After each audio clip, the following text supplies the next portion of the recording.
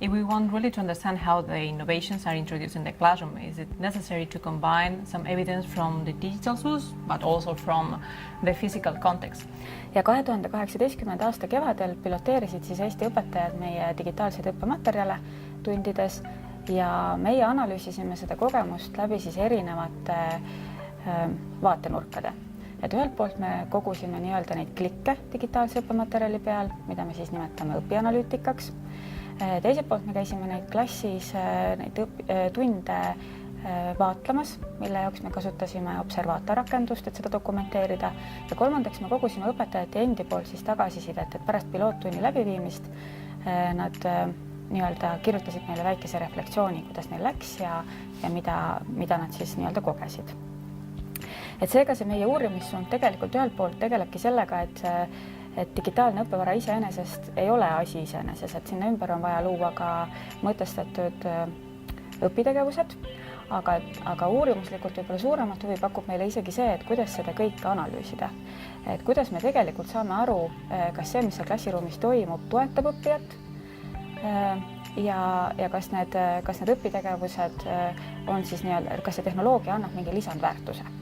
Minu jaoks on robomatemaatikatunnil ja tavalise matemaatikatunni vahe see, et ühes õpime uusi matemaatikatarkusi, teises kordame ja kasutame seda ära, et see on nagu küsimus, et on robomatemaatikas ja siis nagu näiteks, mis oli tekstiülesande vastus nii mitu sekundit sõida otse või tagurda või pööra. Minu jaoks on ka robomatemaatika on teistsugune sellepärast, et robomatemaatikas me teeme robotiga ja tavalises matemaatikas me ei tee ja et muu kõik on sama, et arvutame ja kõik on sama.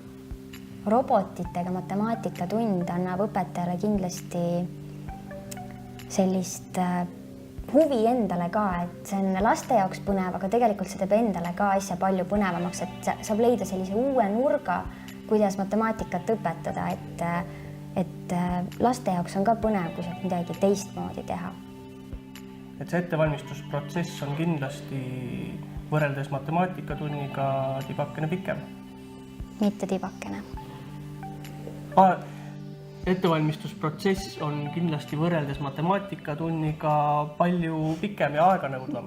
Ja tegelikult, mida suurem on see õpetajate hulk, seda rohkem on võimalus ka õpilasi kaasata ja neid ülesandeid läbi lahendada ja uuridagi, kuidas võib-olla erinevate koolide lapsed on ülesandeid lahendanud. So we use GoLab, that is a platform for inquiry-based learning. And I think that there are more than 800 teachers here in Estonia using it.